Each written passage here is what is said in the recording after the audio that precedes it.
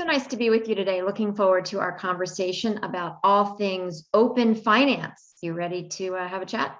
Yeah, I'd love to. It's great to be with you.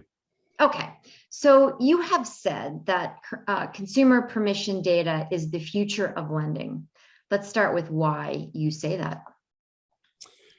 So consumer permission data really speaks to this notion of democratizing data and information. And so if you think about what's necessary for lending, typically you have to go through some application process and you have to verify certain things like that you're employed, what your income is, maybe what your assets are, depending on what kind of a loan you're looking for.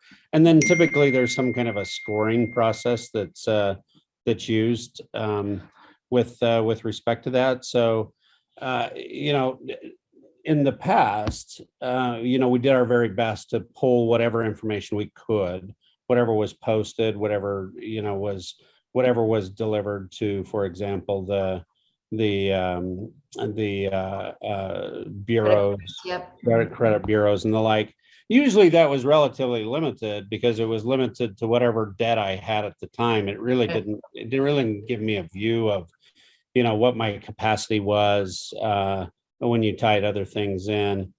When you break down the walled gardens of data that typically the walled gardens that are associated with data, financial data, and you provide a way for that to be open. In other words, you create a methodology for me as the consumer to permission access to that data, and then have it, used in different ways. Well, suddenly that data tells a story, and that story is very compelling. From a, how do I manage my finances? What is my income? What does my cash flow look like? All of the analytics that can be driven from that, and it can be instantaneous. And we now have the capability of building out systems to not only permission access to that data, but collect the data and then provide all of these attributes or capabilities around it. And when you do that, you eliminate the challenges associated with today's kind of credit model, where maybe don't get cash flow. The scores don't pull in everything because if I don't have credit, I can't get credit. They tend to be punitive in certain ways, and they tend to create, disenfranchise others potentially because they're not 100% into the full, full access to the financial services world. And so that's why when we talk about open, we talk about the fact that it really does open up access to all of the innovation and services and solutions, calculations, attributes, and capabilities that can drive kind of the next generation of lending and decisioning. Also, you said it, decisioning. It's the next generation of how underwriting is done and how those decisions are made, because not only is the information in real time and more complete, but it's easier for the lender to access. Yeah, think about it. Think about we go through a pandemic, right? And there's a lot of there's a lot of impact to a lot of people. Some may not be fully employed, but maybe on some type of unemployment assistance, or there may be a lot of dynamics that in today's model don't necessarily show up completely, and should typically credit scores react slowly to change, both up and down. But cash flow is a very good indicator of this. And so, the lenders that I speak to that are more traditional financial institutions, are looking for ways to get better insights around my income and my cash flow coming off of, something like a pandemic. Others, even when the economy is heating up and they're, lending is, valuations are increasing on homes and other things, being able to actually understand the cash flow components of that, is really helpful in adding, I think, clarity to the risk modeling. So it gives lenders more confidence in the decisions they're making. 100%. Yeah, it's if you can think about this, where a credit score is only a portion of my overall financial world. If I'm able to collect the transaction data, I actually get a 360 view. And that includes everything from my employment to the direct deposits into an account to, how I, kind of manage my cash flow. And that speaks more specifically to capacity and propensity to pay than especially when you look at somebody who doesn't have a lot of credit today. Right. So that's where current credit models start to break down. If I don't have a lot of credit, I can't really understand your capacity and propensity to pay. So what does this say? What does this say about the future of the credit score? I think the thing that's interesting is that the capital markets all are very much connected to that credit score. Yeah, right? Sure. So access to capital, the liquidity associated with that, and we saw that in 2008, 2009 when that freezes up. Obviously, capital markets shut down. There's no money available for lending. That's a big problem. And so, what I would say is that the capital markets, because they're so tied into something like a FICO score, it's going to take time for that to change. Now, that said, there are lots of things happening even in the capital markets where they're looking at this and saying, well, there are real opportunities to lend money in places where we're not really moving capital. And so why is that, and how can we get to that place? And so I think generally you're going to see kind of this transition process of we have a score and we're going to add additional insights and information to the score. And over time, those additional insights and information are going to take a more prominent place. And so you'll see credit scoring morph into something that's much more focused on cash flow. So talk a little bit more about the exchange of that data. So if consumer information data is the future of lending, that needs to be transmitted in a safe, secure, standardized ways that all banks can take advantage of that data exchange. Where are we with respect to that? So we've made significant progress. It's fascinating if you look at innovation over the last 2 decades here in the US, at least as it relates to consumer permission access to data. We were doing this in 1999, 2000, and starting to fuel products like money, Microsoft Money, and into its Quicken and some other early kind of overall portfolio view of held away accounts and those kinds of things.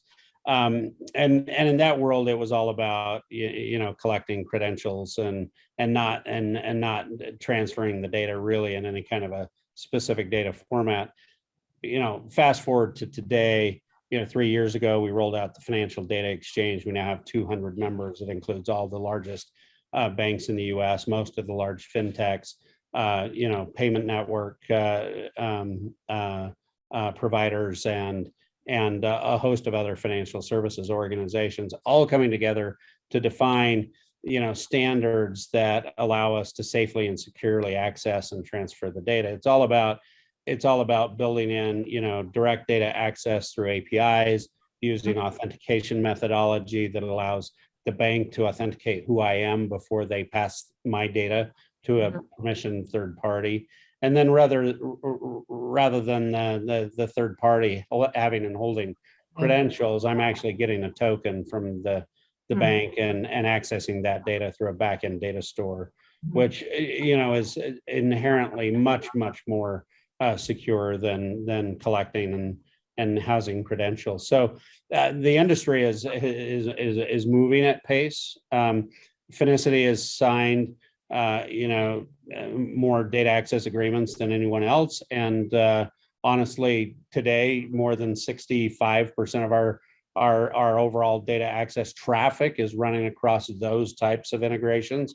We think by the end of the year that number could be 75 to 80%.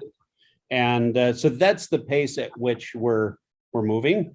And I would just say that the industry at large is really focused on getting to a better place there. The principles that we're all trying to espouse are controlled access, transparency, traceability, security. So if you think about it, it's how do I access it? How do I permission it? correctly? How do I access it securely? How do I trace it so that it actually is, how do I put transparency into it so that I can trace it? And the data is actually used for the permission, for the purpose that it was permissioned to be used for. And I think and the industry has the technology to solve that. It's just working together to get there, and it'll build inherently much more trust in that ecosystem as we do it. How about liability? Meaning who's liable for something if something goes wrong. Yep. You know, around the world, there's different views on liability. Liability is the framework around liability is often regulated. Yep. And so who's responsible? Who's responsible if there's loss, financial loss in an account? Who's responsible if there's reputational loss? You know, clearly the banks in the US have responsibility and are regulated around safety and soundness.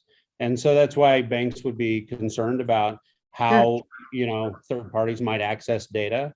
You know, I would tell you generally that the industry, and this is true here in the US as well as other countries, hasn't completely solved the liability framework issue. But the one thing that I would say is that standards applied actually drive down the risk of loss significantly. Right. And the extent to which everyone is working to get to a greater standard is the extent to which we can start driving out risk of loss significantly.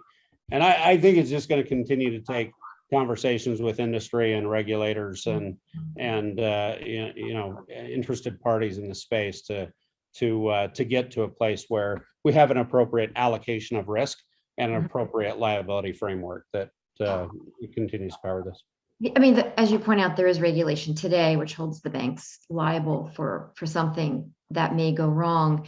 What will come first, change in regulation or this consensus around, you know, this data exchange that provides the standard operating principles and security for how data gets transferred? You know, I think that the two are happening kind of in parallel and in concert. Everybody acknowledges and understands that there's a liability framework question to be addressed out there. And I think ultimately the regulators are super interested in how industry views that. Today, it's being apportioned based upon a bilateral agreement that I sign with a bank relative to data access, and I negotiate what that liability framework is with the bank. And I, as a data access provider, accept some of the risk associated with it, right? And then usually secure that with insurance to back that up. But is there a more frictionless methodology that we could deploy that wouldn't require, you know, the heavy negotiation of a bilateral agreement? And I tend to believe there is, and that's where regulation can come in and play a hand in helping to evolve, you know, the ecosystem from a liability perspective.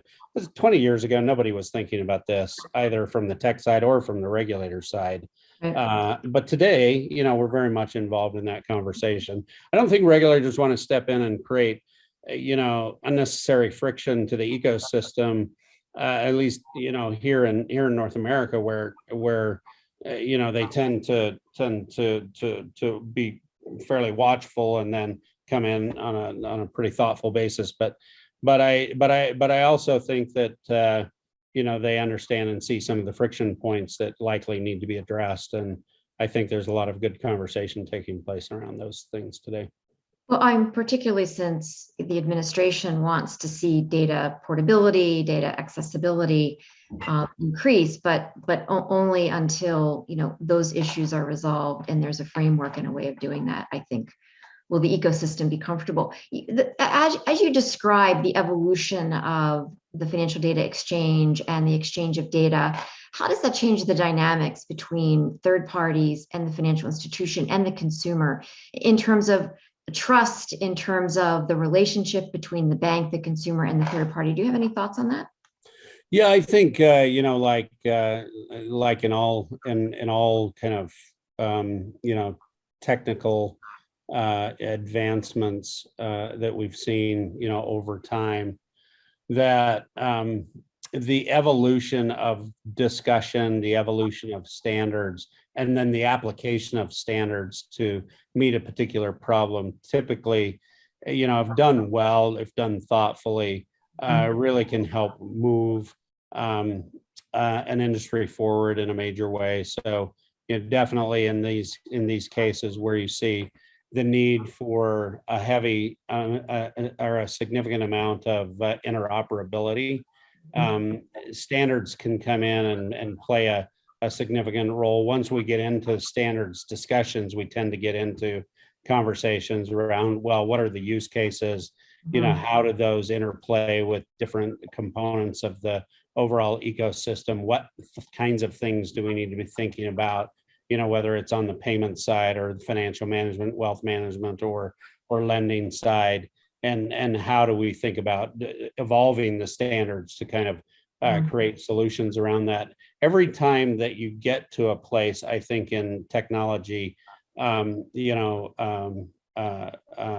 advancement or in innovative approaches to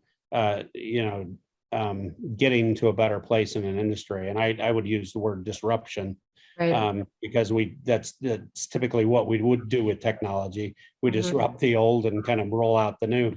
When you get to a place where the value proposition is being driven for the consumer and they clearly understand, feel, and need the value that's being delivered, and it's being delivered in a way that is transparent and a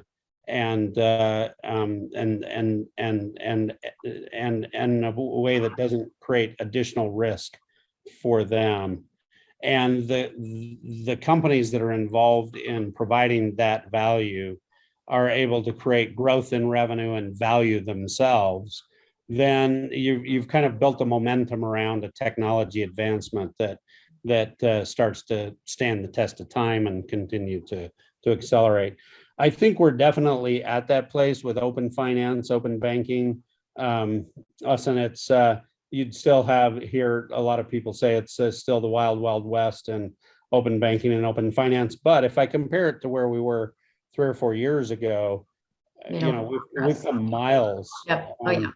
On that journey, and I look at what the next 3 to 5 years will bring, and I think it's going to be difficult to look at any major kind of financial service that doesn't have some degree of intersection with open finance, open banking. So, but the consumer the consumer trusts, her bank, and the consumer has to trust that this exchange of data is secure. And I think that that's also a check mark that needs to be considered. It's one of the reasons that I asked about, how does this change the dynamics of how data is exchanged, perhaps today or was a couple of years ago, getting consumers to embrace and adopt these various use cases, giving access to their account information. Consumers have to believe that it's trusted, secure, and it's the right thing to do. It's fascinating that certain demographics of consumers just provide trust up front. So I'm going to trust you until you prove that I shouldn't trust you. And then there are other demographics we all know that say, no, you're going to prove that you're worthy of trust, and then I'll trust you. The most rapidly growing adopters of technology are in the first camp and not the second camp. And so we've kind of been given a little bit of a pass as it relates to this, because think about all the apps that are being used out there today. Robinhood, right? Coinbase, right? Think about Venmo, right? Cash App, right? And then go down the list, and how many people do you know that are not using any of those things because they've said, I don't trust the ecosystem. Right. There aren't too many left in that camp, and so it's honestly, innovation is running at a pace and consumers are adopting at a pace that it's like, okay, we're all in. I think it's incumbent upon the industry to make sure that we don't, and I think that's what we're all thinking at the table and talking about at the table is, wow, this innovation engine is running very, very fast. How do we make sure that we don't stub our toe in a major way?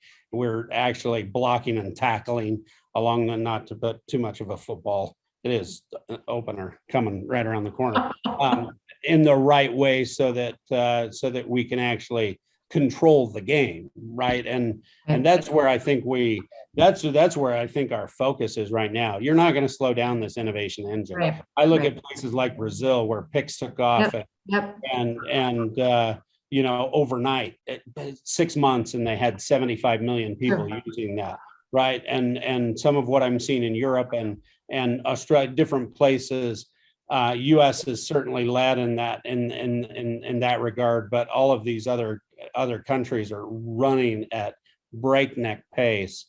Not going to slow that train down at this point, but what we do need to do is continue to be thoughtful around what are the standards, what are the approaches, what's the security mechanism, how do we make sure that what's so great about driving innovation continues to be great and we don't run into major hurdles or stumbling blocks. So, Steve, what a great conversation. Thanks for your time today.